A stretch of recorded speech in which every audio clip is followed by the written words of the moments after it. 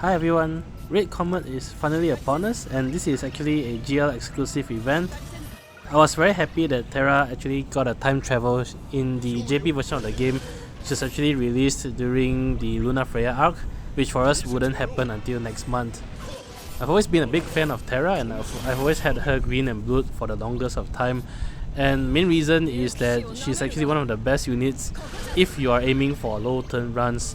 And in this fight, it's actually going to be a 0 turn run featuring Terra, Freya, and Penelo as the summon and force gauge charger. I hope that this run can at least also showcase why Terra is actually very good to get a low turn run. To achieve that, the starting turn order is very important, so to that end I reset until I got a turn order of Freya followed by Penelo followed by Terra. I also set Shiva as my summon of choice here, and the main reason for that is only to get a speed boost because both Terra and Penelo are naturally slow units, so setting Shiva will allow a higher chance to get the starting turn order that you need. This fight is also pretty tricky because the bosses actually has an innate 100% brave damage resistance unless you do either non-elemental or wholly elemental brave damage to the bosses. So the party here will consist of non-elemental damage, and it's very important that you do not use elemental enchant such as Garnet in this fight. When Freya started, I had her use her additional ability twice, followed by her call abilities, and using her additional ability will allow you to leap Freya in the air without increasing the turn count. Since Penelo has second turn, all I'm doing with Penelo is just using her S1 and S2 until both the force gauge and summon meter is fully charged. Right after that, I swap her out and I use Kain's additional ability twice, really just for the additional chip damage because it triggers Freya's Lancets. With that, I can finally pop summon because the next move will increase the turn count. Firstly, inside summon, I had Kain use his LD, and then I had him leap into the air. If you want to maintain a 0 turn, you must use Kain's LD inside summon, otherwise it will increase the turn count. Terra should have 2 turns back to back after that, so the first turn I had her use Meteor, and that's really only just so that she can gain the buffs from Meteor.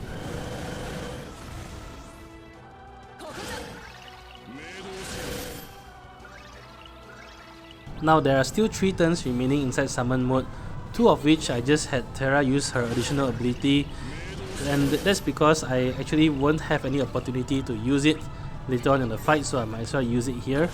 And using it here at least triggers 2 rounds of off-turn damage from Kain and Freya. And finally, on the final turn in summon, I use her LD. Immediately after summon mode, what I had Terra use is her EX and her BT+.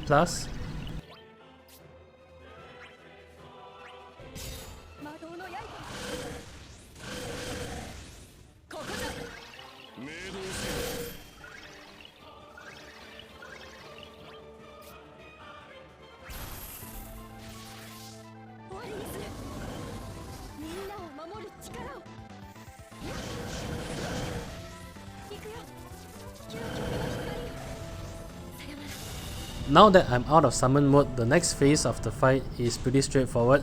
At this point, you actually want to lock on to one of the bosses. So right here I switched targeting to boss A, and what I'm doing is just spamming Meltdown all the way.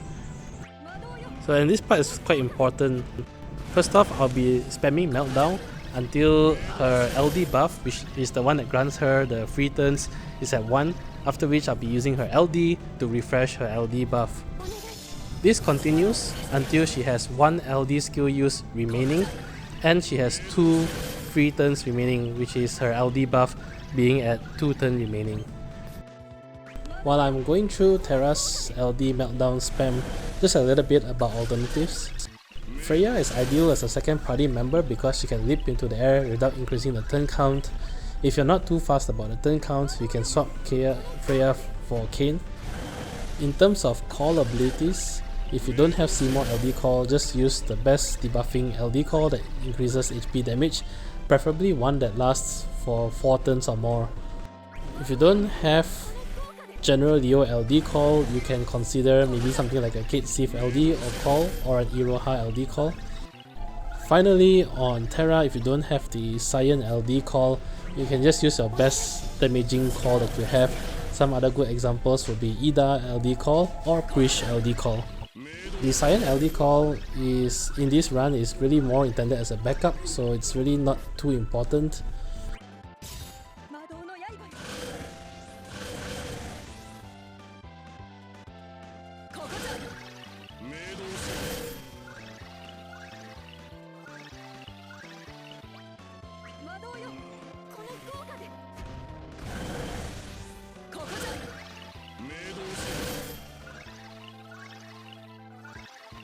Okay, so at this point, Terra is at 2 turns remaining on her LD buff, and her LD is at 1 skill use remaining.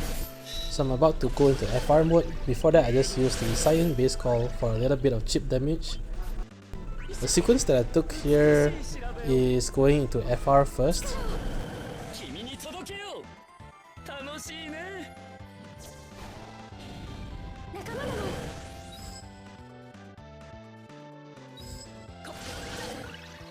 Right here, I'll be using her last turn on her LD buff to refresh her LD buff.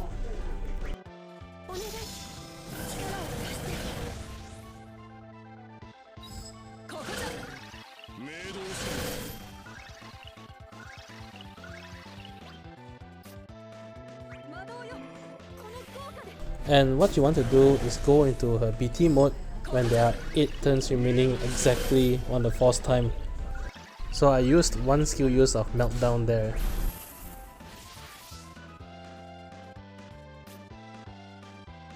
Overall here, what you want to do is to try to maximize the force time bonus by making sure Terra always takes an instant turn.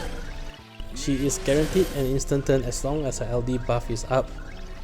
Once her LD buff is expired, you can still take an instant turn either by using her LD or her FR attack inside her burst move. The goal here is to actually bring the bosses as low as possible, preferably below 49%. And throughout this, you still want to maintain targeting boss A.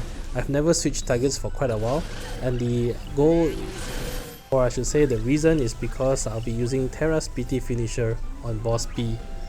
The entire BT mode will take exactly 7 turns, which means you'll be exiting her BT mode with 1 turn remaining on her force time, and that's actually done on purpose, and you'll see why after this.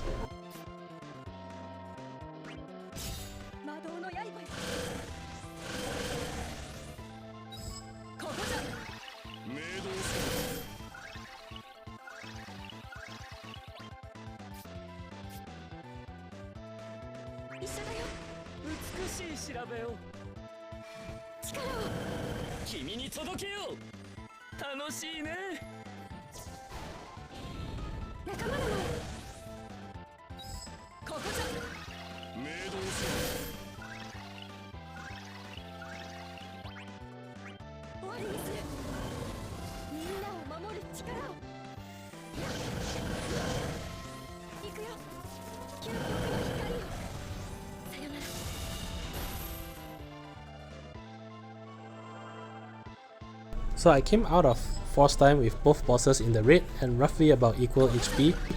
The thing about this fight is that after the 49% HP threshold, both bosses will warp their turns and get 3 instant turns.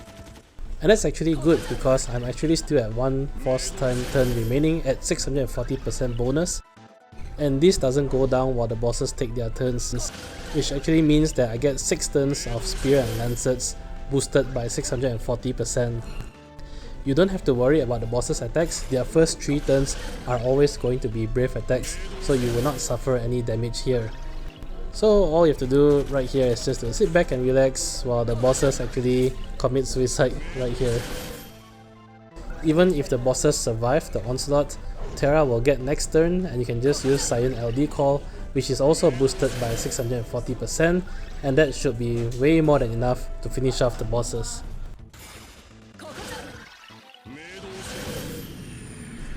Anyway, that's it for this run. As always, I hope the video has been helpful, and if you enjoyed the content, do leave a like, comment or subscribe. It really helps a lot. Till then, I'll see you guys in the next Shinryu fight. Bye.